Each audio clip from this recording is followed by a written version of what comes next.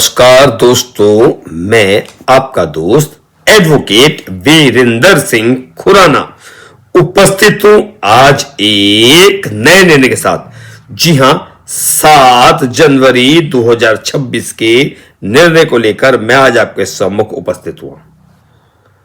आज हम चर्चा करेंगे सुप्रीम कोर्ट ऑफ इंडिया के अत्यंत महत्वपूर्ण और मार्गदर्शक फैसले की, जो सेक्शन 319 सीआरपीसी बेल और एंटीसिपेटरी बेल से जुड़े हर मामले में कानून की दिशा तय करता है। यह फैसला न केवल एडवोकेट्स के लिए बल्कि ट्रायल कोर्ट्स, हाई कोर्ट्स और लॉ स्टूडेंट्स के सभी के लिए बेहद जरूरी है। मामला का जो निर्णय का जो दिनांक है इस मामले का वह है 7 जनवरी 2026। दोस्तों, इस केस की शुरुआत होती है एक मर्डर एफआईआर से। एफआईआर दर्ज होती है आईपीसी की धारा 147, 148, 149 और 302 और साथ ही आर्म्स एक्ट के तहत। एफआईआर में कुल 9 आरोपी नामजद किए जाते हैं, लेकिन इन्वेस्टिगेशन के बाद पुलिस केवल 3 आरोपियों के खिलाफ चार्जशीट दाखिल करती है और 6 आरोपियों के विरुद्ध क्लोजर रिपोर्ट दे दी जाती है। यानी फाइनल रिपोर्ट दे दी जाती है, क्लोजर रिपोर्ट दे दी जाती है 6 के लिए और 3 आरोपियों के लिए चार्जशीट दाखिल की जाती है आफ्टर इन्वेस्टिगेशन। यही से केस दिलचस्प मोड़ लेता है। ट्रायल के दौरान जो गवाह पेश होते हैं वे सभी मृतक के परिवार के सदस्य और आई विटनेस होते हैं। ये गवाह कोर्ट में बयान देते हैं कि घटना में सभी 9 आरोपी शामिल थे। इन बयानों के आधार पर फर्स्ट इंफॉर्मेंट द्वारा सेक्शन 319 सीआरपीसी के अंतर्गत एप्लीकेशन दायर की जाती है। ट्रायल कोर्ट इस एप्लीकेशन पर विचार करता है और 6 में से 3 आरोपियों को सम्मन करता है, बाकी को नहीं। बाकी 3 को नहीं, 3 को क्या, 3 को सम्मन नहीं किया। यह आदेश कभी चैलेंज नहीं हुआ। देखिए, 6 आरोपियों को सम्मन करना था, उन्होंने 3 आरोपियों को सम्मन किया और जो 3 आरोपियों को सम्मन नहीं किया गया उस आदेश को कभी चैलेंज नहीं किया गया। यानी कि अगर चैलेंज नहीं किया गया तो ऑर्डर, वह आदेश फाइनल हो गया। अब जो मेन ध्यान देने वाली बात है अरेस्ट वर्सेस एंटीसिपेटरी बेल, यही से असली विवाद पैदा होता है। सम्मन्ड एक्यूज्ड में से मोहम्मद इमरान @ DC गुड्डू को नॉन बेलेबल वारंट के जरिए अरेस्ट कर लिया जाता है, लेकिन बाकी 2 आरोपी अरेस्ट से पहले ही हाईकोर्ट पहुंच जाते हैं। 6 में से 3 को सम्मन किया गया, 3 में से एक जो मोहम्मद इमरान था, मोहम्मद इरफान और DC गुड्डू को नॉन बेलेबल वारंट के जरिए अरेस्ट कर लिया जाता है, लेकिन बाकी 2 आरोपी अरेस्ट से पहले ही हाईकोर्ट पहुंच जाते हैं और उन्हें एंटीसिपेटरी बेल मिल जाती है। अब स्थिति यह बनती है कि 1 आरोपी जेल में, 2 आरोपी बाहर, और यही से मामला पहुंचता है सुप्रीम कोर्ट के सम्मुख। एक ही मामले में 1 आरोपी जेल में, 2 आरोपी बाहर। अब सुप्रीम कोर्ट में मामला जब पहुंचा तो सुप्रीम कोर्ट के सामने 2 अपील थी। पहली मोहम्मद इमरान की रेगुलर बेल अपील, दूसरी स्टेट ऑफ झारखंड की एंटीसिपेटरी बेल कैंसिलेशन के लिए अपील। कोर्ट को यह तय करना था कि सेक्शन 319 सीआरपीसी के तहत बाद में जोड़े गए आरोपी को बेल देते समय कौन सा लीगल टेस्ट अपनाया जाएगा। यानी कि अगर सेक्शन 319 सीआरपीसी के तहत कोई आरोपी बाद में जोड़े गए हैं तो उनको बेल देते समय क्या टेस्ट करेंगे, क्या लीगल फॉर्मेलिटी होगी, क्या लीगल एक टेस्ट अपनाया जाएगा, यह एक मेन प्रश्न था। दोस्तों, अब आता है इस जजमेंट का सबसे महत्वपूर्ण हिस्सा।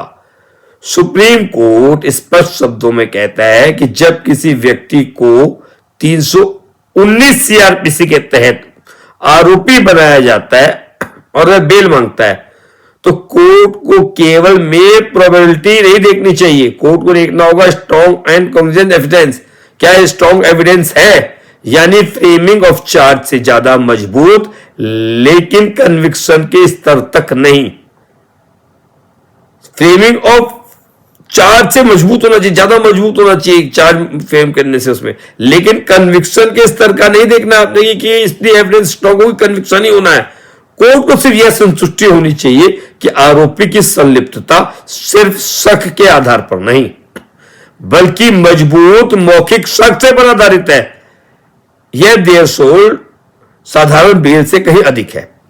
सुप्रीम कोर्ट ने यह भी देखा कि को एक्यूज्ड एंटीसिपेटरी बेल पर हैं, वे नियमित रूप से ट्रायल कोर्ट में उपस्थित हो रहे हैं, उन्होंने बेल का दुरुपयोग नहीं किया। इसलिए कोर्ट ने कहा जब समान भूमिका वाले आरोपी बेल पर हैं तो केवल अरेस्ट के आधार पर किसी को जेल में रखना न्यायसंगत नहीं है।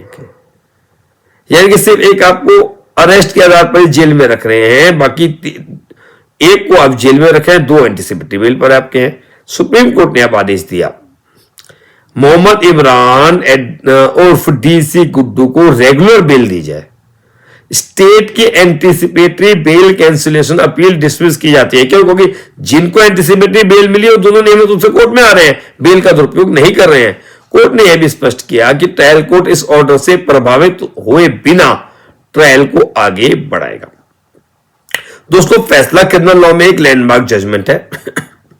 यह निर्णय सिखाता है कि सेक्शन 319 सीआरपीसी को सजा नहीं, बेल का फैसला एविडेंस की क्वालिटी पर होगा। इक्वालिटी बिफोर लॉ सर्वोपरि है। यदि आप एडवोकेट है, लॉ स्टूडेंट है, जुडिशरी की तैयारी कर रहे हैं तो इस जजमेंट को जरूर पढ़िए, प्रैक्टिकली अप्लाई कीजिए। यह वीडियो आपको उपयोगी लगा हो तो इसे लाइक कीजिए, चैनल को सब्सक्राइब कीजिए और कमेंट में अपने सवाल लिखिए। यह आज का एक निर्णय था। इससे पहले कि हम इस निर्णय का, जैसे हर वीडियो के अंत में हम साइटेशन बताते हैं, इससे पहले कि हम इसका साइटेशन बताएं, आपसे वही निवेदन कि यदि अभी तक आपने इस चैनल को सब्सक्राइब नहीं किया है तो आप इसको सब्सक्राइब करें, क्योंकि हमारा प्रयास है सरल हिंदी भाषा में निर्णय का विश्लेषण। प्रयास ये रहता है कि हम रोजाना किसी न किसी रूप में आपको विधि का विश्लेषण या निर्णय का विश्लेषण लेके आए। आप इस हमारे प्रयास को यदि पसंद करें तो चैनल को सब्सक्राइब करें, कैसे करें, और हमारे को यदि कोई कमी हो तो बिल्कुल बताएं कि इसमें कमी रह गई है। चलिए इसका साइटेशन भी देख लेते हैं, क्योंकि बिना साइटेशन के तो हमारे कोई रूलिंग काम आ नहीं सकती है। तो साइटेशन देखते हैं। इसका साइटेशन देखिए स्क्रीन पर आ गया होगा। इसका जो साइटेशन है देखिए, और प्रयास ये भी करेंगे कि इसका जो क्यूआर कोड भी लगाने। फिलहाल इस साइटेशन को जो आपकी स्क्रीन पर है हम लोग देख लेते हैं कि आपका क्या ये साइटेशन है। देखिए, इन दी सुप्रीम कोर्ट ऑफ इंडिया जो है क्रिमिनल अपील नंबर को किसमें नहीं दिया गया है। 7 तारीख का ये जजमेंट है, लेटेस्ट जजमेंट है। Arising out of special leave petition criminal number 12110 of 2025, Mohammad Imran Mohammad Imran उर्फ DC Guddu versus the state of Jharkhand. और जो ये जजमेंट की डेट देख लेते हैं और जस्टिस किनके बेंच का ये जजमेंट है। जजमेंट की डेट देखिए, जो डेट है 7 जनवरी 2026, पहले भी मैंने आपको बताया 7 जनवरी का जजमेंट है। जस्टिस JB पर्दीवाला और जस्टिस KV विश्वनाथन जी का जजमेंट है। और एक काम करते हैं, इसका QR कोड भी देख लेते हैं। इसका QR कोड है 2026 का INSC 36, यानी कि 36 2026 INSC 36 2026 का INSC 36। तो यह एक निर्णय था जिसका हमने संक्षिप्त विश्लेषण किया। हम लोग का प्रयास रहता है कि 10-12 मिनट के अंदर अंदर कोई ना कोई एक वीडियो आपके सम्मुख लेकर आ जाए, जिससे हम लोग निर्णय का मोटा मोटा एक आइडिया ले लें, जिससे यदि कभी भी आपको अपने किसी केस में ऐसे एक निर्णय की आवश्यकता हो तो आपको ध्यान रहे कि हमने कहीं पर यह सुना था, एक बार किसी वीडियो में हमने सुना था। तो हमारे चैनल में जाकर आप इसको खोज सकते हैं, चाहे तो डाइजेस्ट बनाकर लिख भी सकते हैं, चाहे तो स्क्रीनशॉट को भी लाइब्रेरी में रख सकते हैं।